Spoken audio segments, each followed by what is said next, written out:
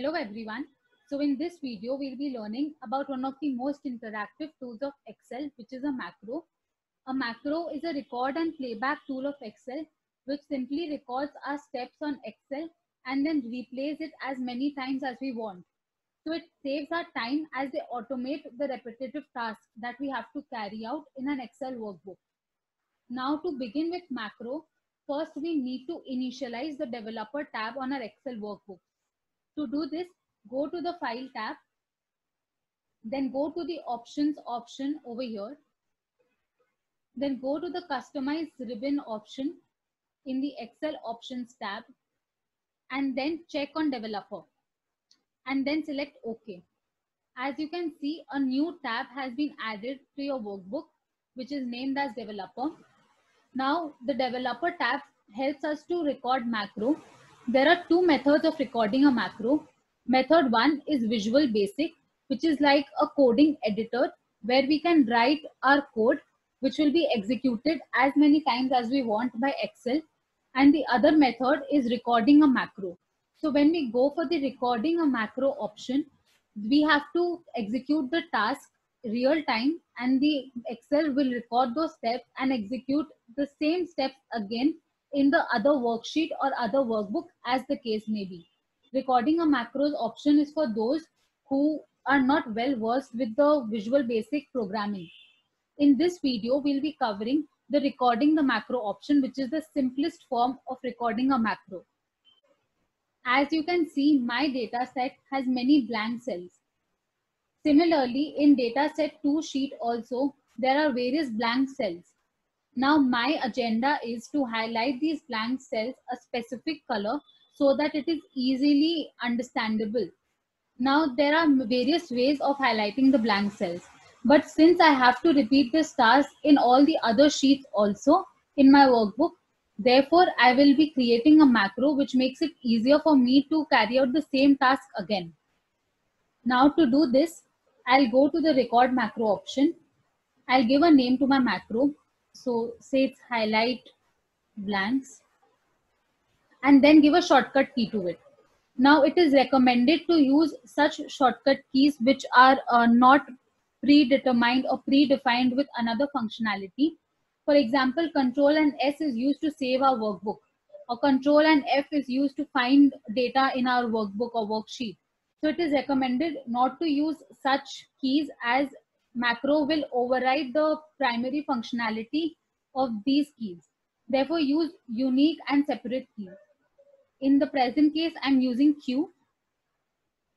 Then in the description, give a short description to your macro so that it is easily identifiable in future.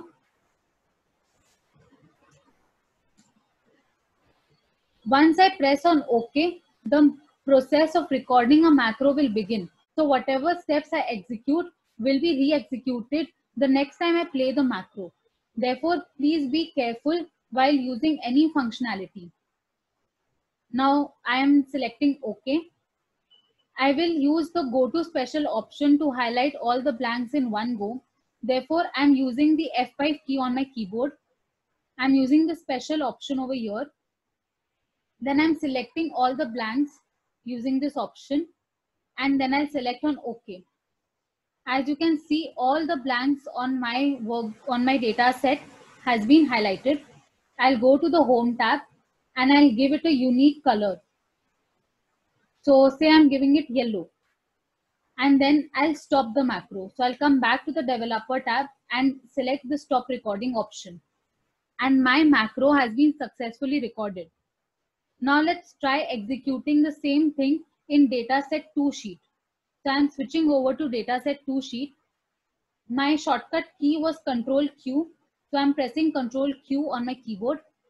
And as you can see, all the blank cells in this data has been successfully highlighted. So we have successfully created a macro code. Now let's come to dataset 3, which has another problem. Now in this sheet, my agenda is to remove all the duplicates from a specific column and bring out the unique values in a separate sheet. So as you can see, the country column over here has almost 5 or 6 countries. which are being repeated many number of times. So my agenda is to bring out all the unique values in a separate sheet. Now, since the column can vary as per our decision and as per our requirement, therefore we will not record the selection of the column while recording the macro. Therefore, I've already highlighted this column. I'm going to the record macro option. I'm giving a new name to my macro. So say copy unique. And then I'll give a shortcut key to it again. So say it's W this time. Description.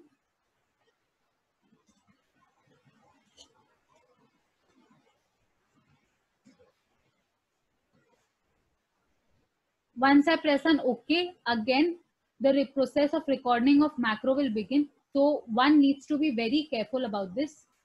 So I'm selecting on OK. I have copied this column. I'm moving to a new sheet using Shift F11. I'm pasting it in a new sheet. Then I'll go to the data tab and I'll select on remove duplicates option. I'll select OK again. And as you can see, all the duplicate values have been removed by Excel automatically. I'll go back to the developer tab and I'll stop the recording.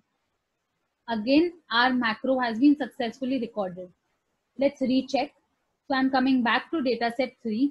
Say this time I want to find out all the unique states in this dataset. So I'll again select the entire column. I have used the shortcut of Control and Spacebar, then use a macro key, Control W. And as you can see, a new sheet has been created with all the unique states at one place. Similarly, let's try with dataset 4 sheet also. It has absolutely the same sheet again, same dataset again. This time say I want to find out all the unique values in the age group option. So I will again select the entire column and I'll use the shortcut key to the macro, which is Control and W.